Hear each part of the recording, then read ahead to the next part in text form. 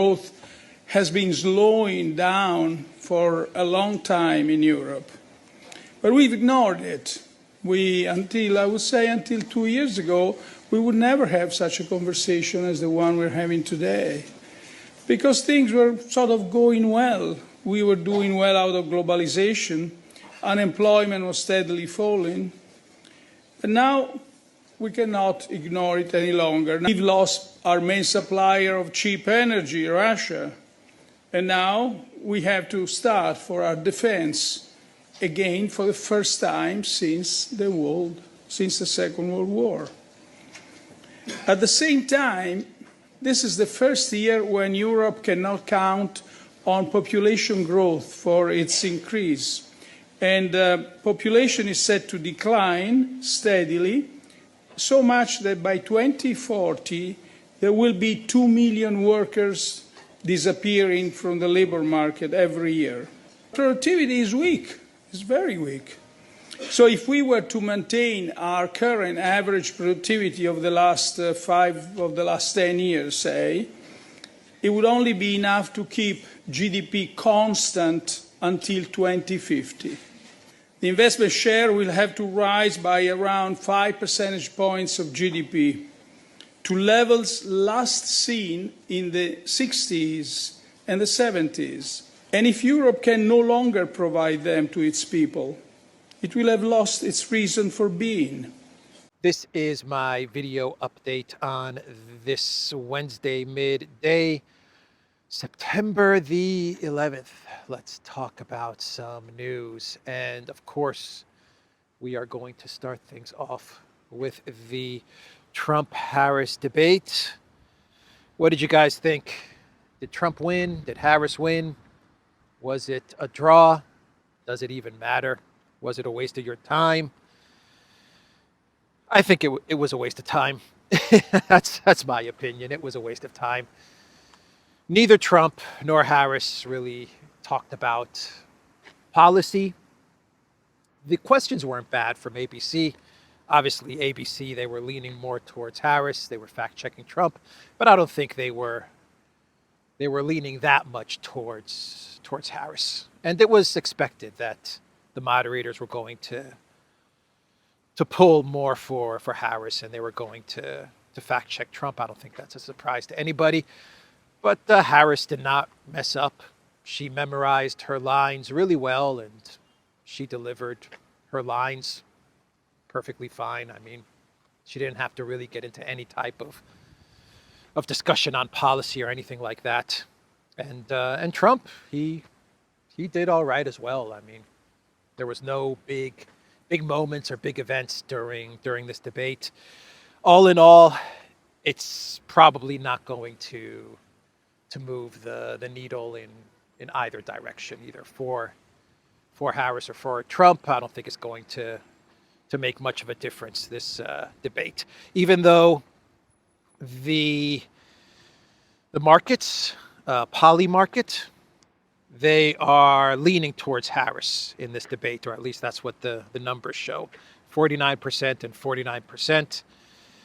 Harris's odds increased by 3%. Trump's odds decreased by 3% since the debate started. That is what Poly Market is showing.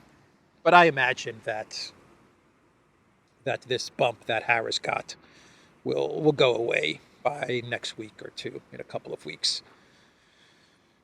The mainstream media, they're saying that Harris won. That's also to be expected. Reuters is saying Harris was widely seen as dominating the presidential debate against Republican former President Trump, but a group of undecided voters remained unconvinced that the Democratic vice president was the better candidate. Exactly. The mainstream media, they're going to say that Harris won, but whatever voters were undecided, I don't think this debate is going to influence them one way or another. So that was the debate. Foreign policy, did they discuss a lot of foreign policy? They talked a bit about Afghanistan. Once again, there were no real policy positions or any real in-depth discussion about about their foreign policy, Trump or Harris. But they talked a bit about Afghanistan. Nothing. They didn't say anything special there. They talked a bit about Gaza. Nothing was really said. Israel, nothing was really said that was out of the ordinary. Ukraine, Russia, I don't think either of the candidates said anything special there. Harris basically said that she's going to support Zelensky. Trump said that he's going to put an end to the conflict because he knows Putin and he knows Zelensky, and he's going to put a stop to the war. One moment which was interesting was the ABC moderator. I don't know the guy's name, but he asked Trump, "Will you say that you want Ukraine to win?" That was basically his question. Will you tonight say that you want Ukraine to win this war? And Trump said, "I just want to put an end to the killing," which is the correct answer. But the ABC moderator kept on pressing Trump. Will you just say that you want Ukraine to win? That was basically what he was trying to do, trying to get one of those gotcha moments. Maybe he was hoping that Trump would say, I want Russia to win. Was that what he was hoping for? I don't know. Or maybe he was hoping for Trump to say, I want Ukraine to win. And then, I don't know, maybe that would piss off Russia. I don't know what the purpose of this question really was. I guess a kind of gotcha question. But The Guardian, they put out an article with the title, "Trump refuses to say whether he wants Ukraine to win the war against Russia." During the presidential debate, Trump refused to back a victory for Kiev, opening himself up to renewed attacks over his closeness to Putin. Maybe that was the purpose of the question. Maybe the actual purpose of the question was that ABC, they knew that Trump was not going to say that he wants Ukraine to win or Russia to win, but he was going to say, I want the killing to stop. And now they're saying that because Trump does not come out and say, I want Ukraine to win, that means that he has a closeness to Putin. The whole thing was stupid.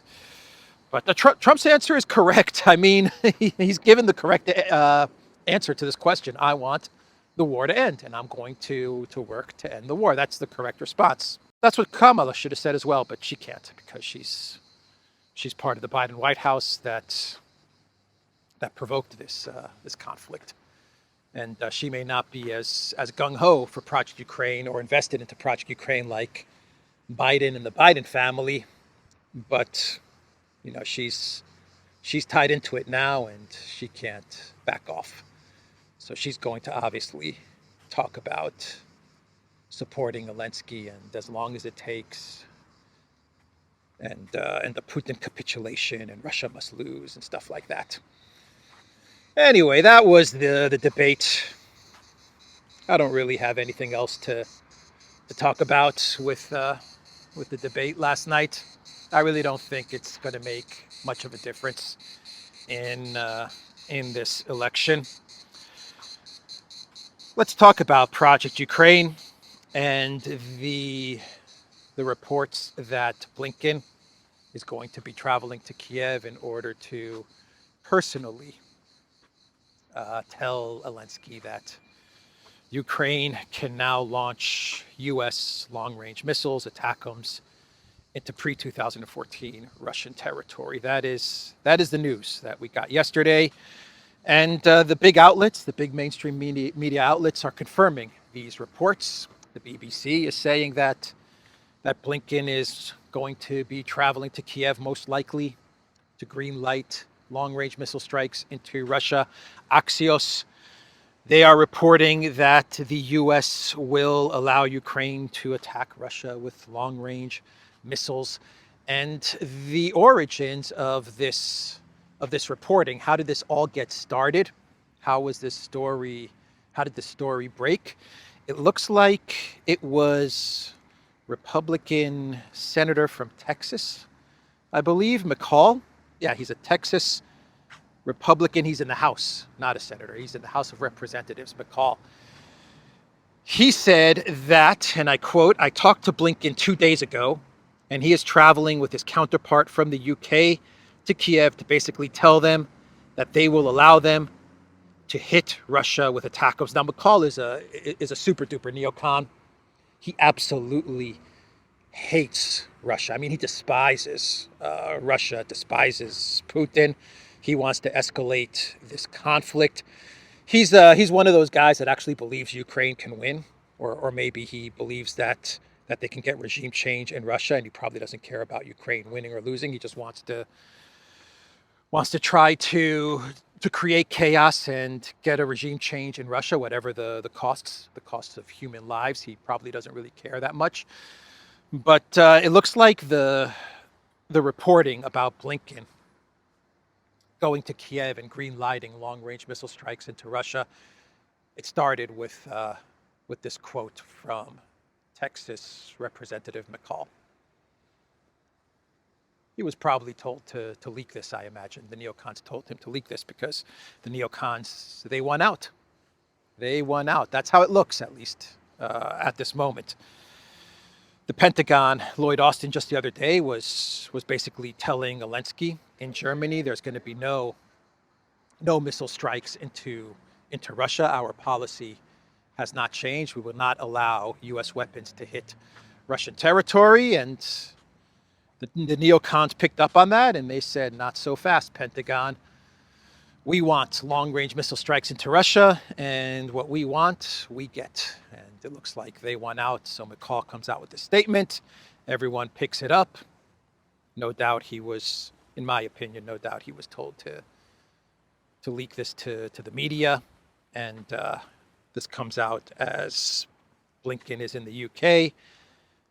Everyone now knows that Blinken's going to travel to Kiev, and he's going to give this news to Zelensky. That's how it looks.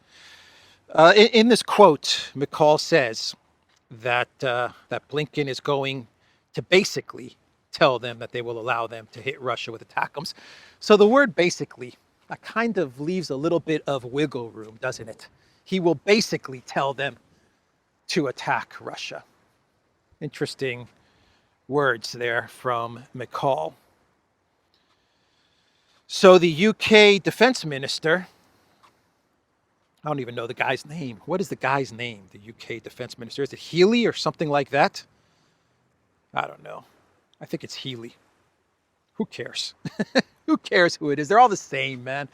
But James Healy or something like that, the new UK defense minister under the most boring man in politics, Keir Starmer, under the Keir Starmer administration.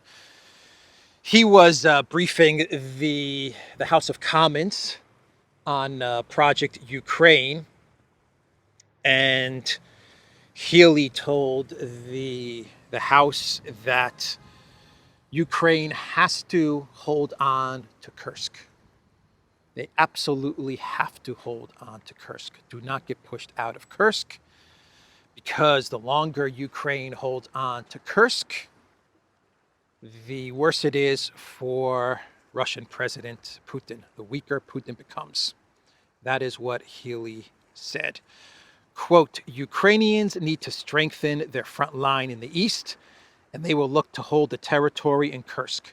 The longer they hold Kursk, the weaker Putin becomes. The longer they hold Kursk, the better defended Ukraine will be. You see, this is Zelensky's victory plan, which is really the collective West's victory plan, and not even so much a victory plan. This is their plan to destabilize Russia. Best case scenario, this is their plan to destabilize Russia and maybe get a regime change. Worst case scenario for them, which is still a better outcome than what is happening right now on the front lines, which is an outright Ukraine military defeat. But the worst case scenario is that they believe they will put enough pressure on Putin and on Russia so that he will have to negotiate and somehow give Ukraine or the collective West some sort of favorable terms. I don't know what that may be, but he may give some ground on his position. Putin will give some ground on his position so that the collective West can say, okay, we fought Russia to a stalemate, maybe even a victory. I don't know, maybe they're hoping that Putin will not press on with Zaporozhye or Kherson or something like that. Maybe they're hoping for that type of outcome. If they can hold on to Kursk long enough and launch long-range missiles into Russia, that's the combination that they're hoping for. That's the victory plan. That's what they have in mind. Hold on to Kursk while the Ukraine military launches missiles towards Moscow or Petersburg, and that'll be enough to either lead to Putin's downfall or lead to Russia negotiating and giving us some favorable terms. And then they'll let the media take over and call this a huge Biden foreign policy victory. And Russia was going to take over Kiev in 3 days. And now look, we've negotiated a deal which isn't so favorable to Russia. That's kind of the narrative that they're hoping to run with, or that's the worst case scenario that they're hoping to run with. The best case is full-on regime change in Russia. That's the victory plan. That's it. It's that simple and it's that stupid. But that's what they're going with. Hold on to Kursk and launch missile strikes, ATACMS into Russia and try to cause chaos. And that's what the UK defense minister is basically admitting. That is what Blinken is basically doing as he goes to Kiev and will allegedly greenlight the long-range missile strikes. Remember Burns in London a couple of days ago, he said with the MI6 chief at the FT event, he said that the more Ukraine holds on to Kursk and the weaker Putin gets. That's basically what Burns said as well. So that's what they're aiming for. Anyway, that's what the defense minister told the House of Commons. Meanwhile, in Kursk, we had really big news in Kursk, and that is the Russian counterattack that happened yesterday. And this was a very successful Russian counterattack. From what I understand, they saw that the Ukraine military was going to rotate troops in the Kursk direction, and as this rotation was taking place, the Russian military decided to strike, and they absolutely pummeled the Ukraine military.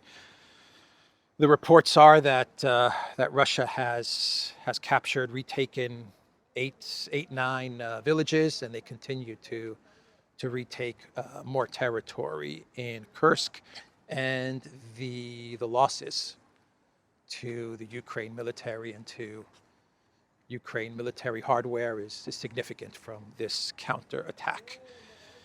And it's still ongoing, so this was a big event that happened the other day. So what else? The IMF, they are close to agreeing on money to the Zelensky regime. That's right. The IMF is going to give the Zelensky regime about 1.1 billion in aid. And we know what the IMF's terms are. Increase taxes, increase VAT, and devalue the hryvnia so that the foreign investors, BlackRock and these guys, can buy more Ukrainian stuff on the cheap. But it looks like the IMF is going to greenlight money to Ukraine. This is from the Kiev Post.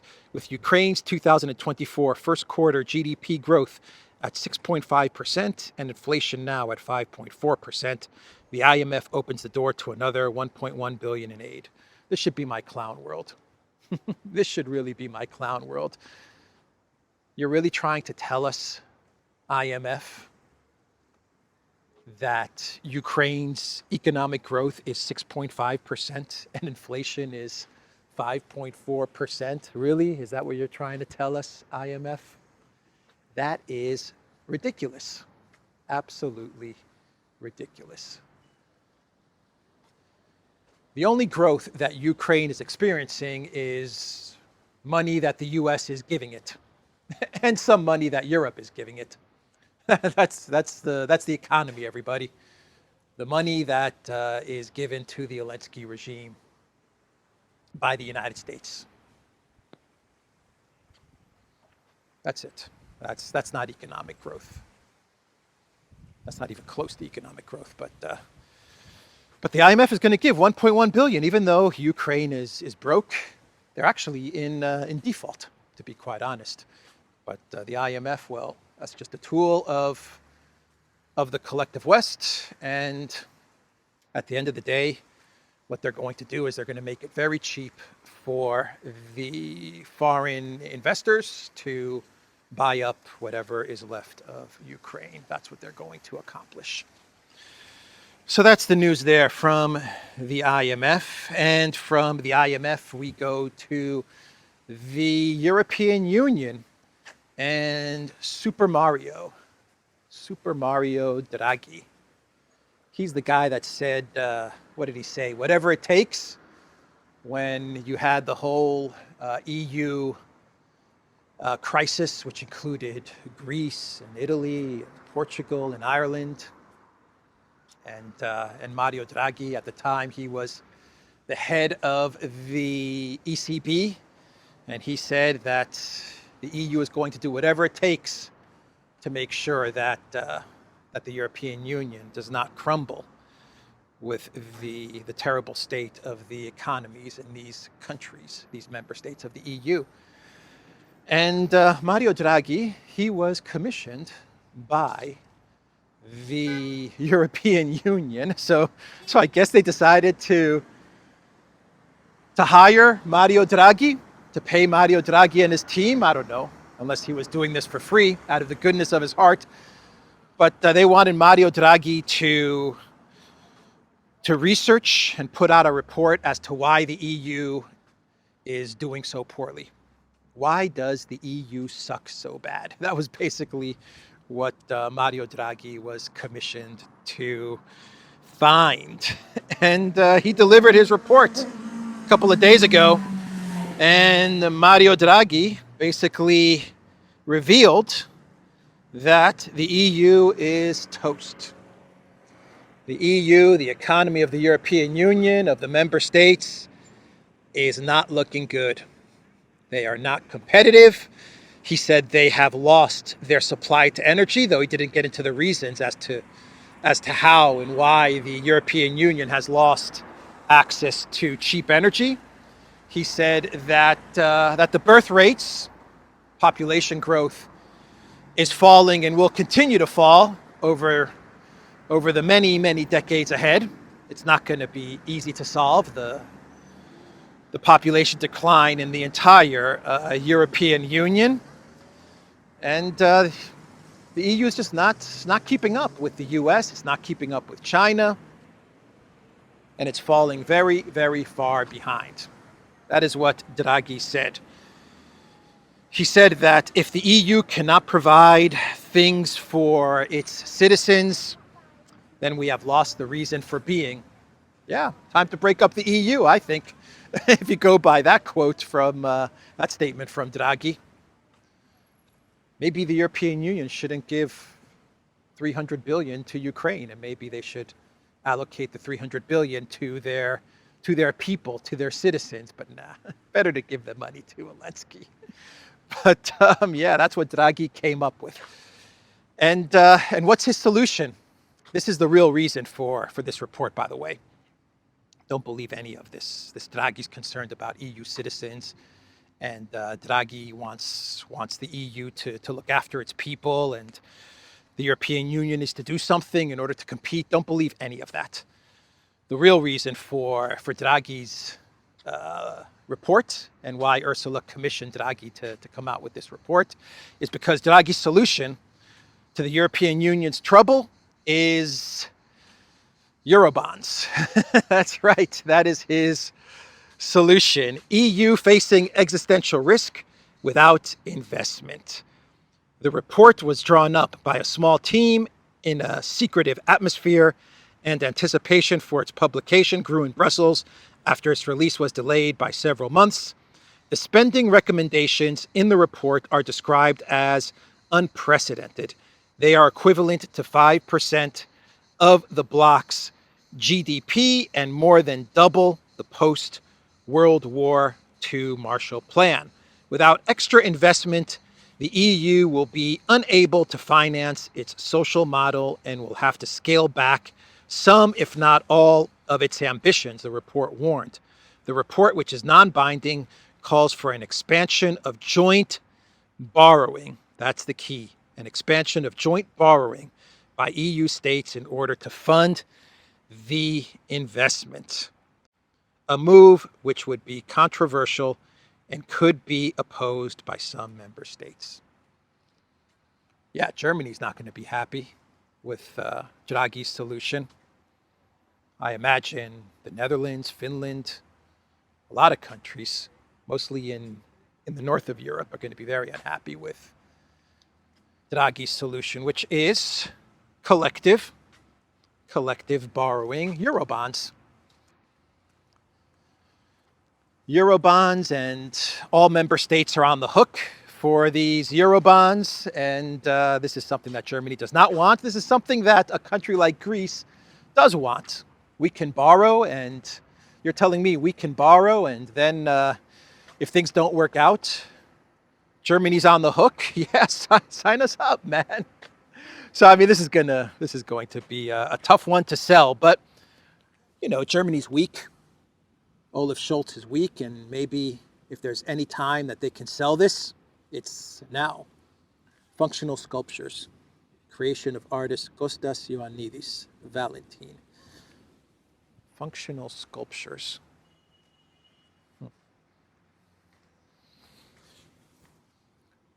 What makes these functional? I don't know. Maybe because you can sit down on this? I have no idea. Interesting, though. Very interesting. Even though someone put graffiti on this one sculpture, and this other one as well. That one has graffiti as well. Anyway, Eurobonds, that's what he's pushing. That was the whole purpose of this report. Everything else is BS. The EU couldn't care less about its citizens, couldn't care less about its people. They don't give a flying F. They want Eurobonds. The European Union, including Draghi, including guys like Draghi, they wrecked the EU. They demolished the EU. And now they're coming out and saying, oh my God, the EU's been hollowed out. What do? Well, we need to borrow more. We need to invest. We need to invest in all kinds of stuff. In other words, we need to pay ourselves even more. How are we going to pay ourselves even more? Well, we're going to need to up the investments of the European Union, pay ourselves even more money. And how are we going to accomplish this? We need to go the Eurobond route. That's right. So that's Draghi, the Swiss Army knife of the European Union, Mario Draghi. Whenever the European Union needs something done, they call on Mario Draghi. He's Harvey Keitel in Pulp Fiction, right? That's basically Mario Draghi. Whenever the EU is in a bind, whenever they need to figure out how to get more money, how to borrow more money, they call on Draghi. If they need someone to be commissioner for a couple of days while they sort stuff out, call Mario Draghi. We need to figure out how to get the whole Eurobonds thing going, call Mario Draghi. He is the Harvey Keitel, the Pulp Fiction Harvey Keitel of the European Union. So that is the EU and the report from Draghi, and now we can talk some clown world, and we will stay with Europe, with the European Union, and there are reports that Germany was going to honor Donald Tusk at some awards ceremony. I believe it's called the M100 awards ceremony or something like that. And Tusk was going to be the guest of honor, or one of the guest of honors, and he was going to get an award. And Olaf Scholz was going to speak on behalf of Tusk and talk about how awesome Tusk is. And the whole thing's been canceled. The whole thing's been canceled. And the rumor is that it's all been canceled because of this Nord Stream fight between Poland and Germany. Germany is basically trying to pin the blame of Nord Stream on Poland. That is what Germany is trying to do. They're saying that Poland had a role in helping the 6 divers, Volodymyr Z and his 5 divers, and Gilligan and the skipper, and Ukraine's UK ambassador Zaluzhny. Poland was helping to coordinate to obstruct the investigation from Germany, and they were helping these Nord Stream saboteurs evade the German authorities. That's what Germany is claiming Poland did. Poland's pissed off, and they're saying we did nothing of the sort. They even there were reports that even said Duda conspired with Zelensky for Nord Stream. Duda refutes these reports. He said, I didn't do any of this stuff. And so anyway, Tusk, he was supposed to go to Germany and be honored at this awards event, and he said no. He canceled, and yeah, that's it. He canceled, and that's the latest in as the EU turns the soap opera of the European Union, the fight between Poland and Germany. Germany trying to put the blame of Nord Stream on Poland, trying to scapegoat Poland. Amazing stuff, huh? Amazing. And we can do one more. Clown World. And this Clown World, we go back to the US elections and post-debate. We got the news right after the debate. Very, very well timed. That, where is it here? Financial Times. Taylor Swift endorses Kamala Harris as steady-handed leader. Pop star says Donald Trump's sharing of misinformation about her support spurred her to go public. Yeah, nicely timed. Post-debate, Taylor Swift comes out and says, I am supporting Kamala Harris because she's steady, man. She is steady. Steady as a rock, Kamala Harris. She's joy and she's steady. She's happiness and joy and steady, all wrapped up into one package, one presidential package. So is Taylor Swift's endorsement of Kamala Harris going to move the needle? No, it's not going to move the needle at all.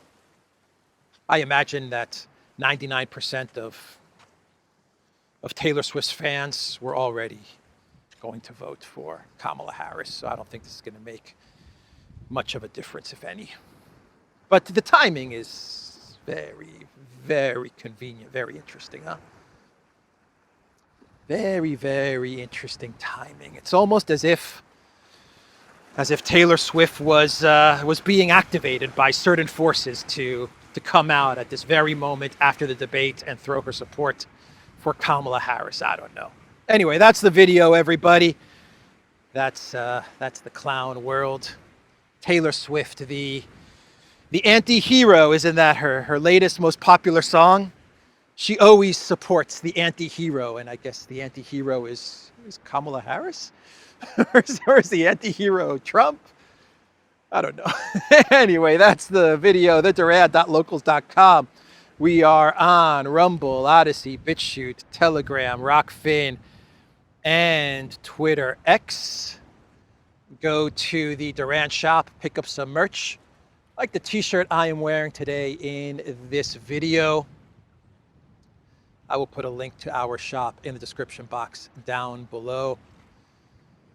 Take care.